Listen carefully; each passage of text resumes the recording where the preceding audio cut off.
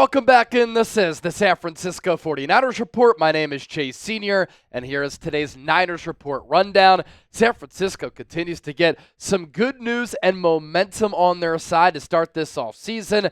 What are the Niners aiming to do defensively to change some things up now that Robert Saleh is back? And is San Francisco eyeing a veteran quarterback to back up Brock Purdy in 2025? All of that coming your way, but before we dive in, yesterday, the Chiefs held on to beat the Buffalo Bills in the AFC Championship game.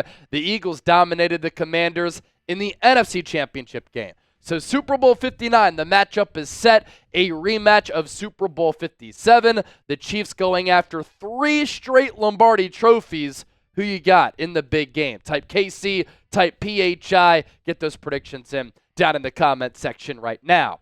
And I want to start off with this. This offseason, following a 6-11 year, the Niners knew that they had some big decisions to make. To the coaching staff, they've made some. To the roster, that remains to be seen. They have to hit in free agency and in the NFL draft. But when you have a 6-11 year after you started the season as Super Bowl favorites, there have to be some changes made. And I like how the Niners have pretty much moved swiftly in order to make those changes happen, the ones that they're able to make at this point. Because obviously, free agency is coming up in March, and then the NFL draft in April. And with this coaching staff in particular, the Niners needed to make 2 changes to the coaching staff. And the Niners have done that. Bringing in Robert Saleh as their next defensive coordinator, the reunion is on, and hiring Brant Boyer as their special teams coordinator. And I don't think that the Niners can make these moves and not go all in. You're telling me you're going to make Robert Saleh the highest paid defensive coordinator in the game, yet you're going to be okay with not being in championship contention? No way. That was an aggressive move, and now you have to follow that with having an aggressive offseason. And then you brought a special teams coordinator and Brant Boyer to the Niners who follows Saleh, who worked under Saleh, who has some chops, who played in the league, who players really respect, who's put out some really good results being a special teams coordinator. And he's one of the more well-respected special teams coaches in the NFL. You don't make those bold, aggressive hirings if you're not going to go all in. And if you don't go all in, it just doesn't make sense to invest and be aggressive like that. And with Robert Saleh coming back, this Jets defense under Saleh was really good, and I think this Niners defense can get back to this level and at the very least improve dramatically from what we've seen the last year, and if you didn't like what Steve Wilks did the last 2 years. But the Jets defense when Saleh was the head coach, up until he got fired, they were first in points per drive, first in EPA per play, third in success rate. And what was really telling is that the Jets fired Saleh. Jeff Ulbrich, the defensive coordinator, served as the interim coach. But once Saleh left, the defensive numbers, they decreased a lot. The Jets defense with Saleh, weeks 1 through 5, defensive EPA per play, 6th. EPA per pass, 5th. EPA per run, 14th. With Saleh gone, defensive EPA per play dropped to 30th. EPA per pass, 30th. EPA per run, 24th. That tells me that Saleh had his fingerprints on the game plans, some of the defensive play calling. It tells me that the scheme still works, and he's going to be able to be the head coach of the defense. Kyle Shanahan's not going to have to focus on special teams or on defense right now. He can focus solely on getting this offense back on track. And with Brant Boyer, look at what he accomplished with the Jets from 2016 to 2024. He led a special teams unit that ranked tied for second in total touchdowns with 9, second in blocked punts with 8, tied for 5th in special teams points scored 63, and opponent kickoff return average at 21.8. And under his coaching, 2 players, Braxton Berrios and Andre Roberts, were first-team All-Pros as returners, while 3 players, Justin Hardy, Roberts, and Jason Myers, were Pro Bowlers. And what's also telling about Brant Boyer's special teams unit and his units in general, the Niners allowed 261 yards on 19 punt returns, for an average of 13.73 yards per return. The Jets allowed 256 yards on 29 punt returns. So that is a 10 punt return difference, yet they're still giving up less yards for an average of 8.8 yards per return. 8.8 to 13.73, that's 5 yards right there. The Jets were 8th in kickoff yards per return. The Niners were 25th. And so I think this defense gets better, and I think the special teams unit gets better. And these are two significant upgrades to San Francisco's coaching staff and two of the big changes that needed to take place for the Niners here this offseason. Which then brings me to this. I really like how this offseason has started for San Francisco. The Niners have hit the ground running going into the year, or going into the offseason after finishing 6-11. They needed to make two changes on the coaching staff. Kyle Shanahan's done that, hiring Robert Saleh as the next defensive coordinator, hiring Brant Boyer as the special teams coordinator. I think in turn the defense and special teams units will be improved. The Niners finally got some luck on their side after what we saw in the 2024 season when the ball didn't bounce their way and they had injury misfortune. And next up, they have to fix the offensive line and the defensive line. That luck on their side, them landing Robert Saleh because it looked like it was going to happen. Then it wasn't. Then it was. Then it wasn't. Then it did.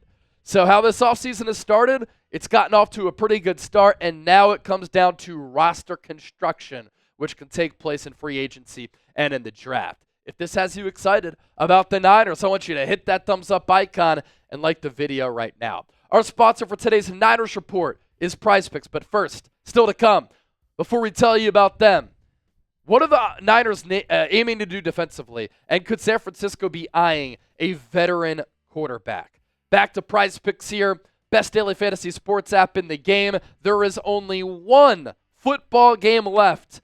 Don't miss out with PrizePicks, the only app that you should be using when playing daily fantasy sports. It's daily fantasy sports made easy. You pick two or more players. You choose more or less on their projected stats. And right now, you can win up to 1,000 times your money. And if you go to prizepicks.com/CLNS and you use the code CLNS and you play $5, you get $50 instantly. You don't even need to win to receive that $50 bonus. It's guaranteed. The big game free pick for that last football game, Patrick Mahomes, more than a half passing yard. All he has to do is throw for more than a half passing yard. That is going to happen.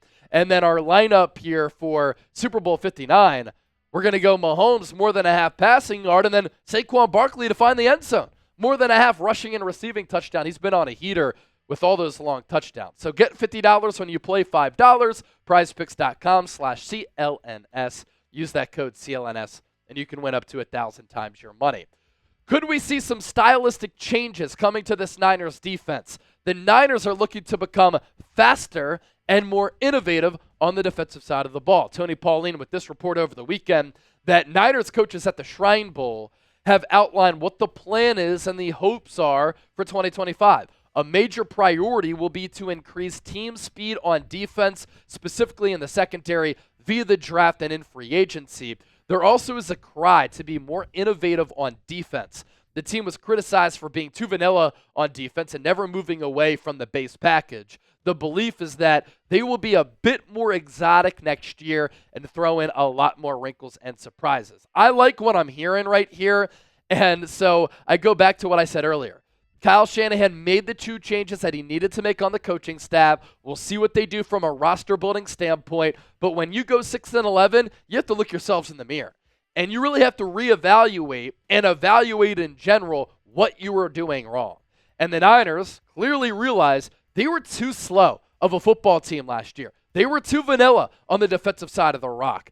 They made the opposing offense's job way too easy. And so Robert Saleh now comes back to the Niners, more experienced.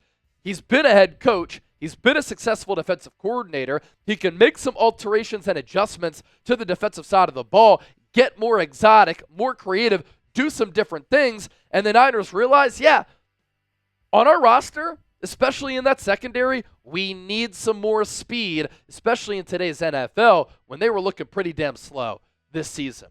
Could there be Joe Flacco interest for the Niners? Once again, according to Tony Pauline, the Niners could be suitors for the 40-year-old quarterback. Here's what Pauline had to report. One veteran QB who has been talked about the past few days is Joe Flacco. I've been told by sources close to the ageless quarterback he intends to play in 2025. After a 10-year career with the Baltimore Ravens that produced a Super Bowl victory, Flacco had success in recent seasons with the Jets, Browns, Colts, coming off the bench. I'm told to keep an eye on the Niners, Steelers, Patriots as suitors for Flacco in the offseason, as all would look for a veteran backup. I do think that the Niners can improve at the backup quarterback spot. I never want to see Brandon Allen start a game in the NFL again, especially for the Niners. But what I would do here, I really have no interest in bringing in a 40-year-old Joe Flacco unless he's like your QB3.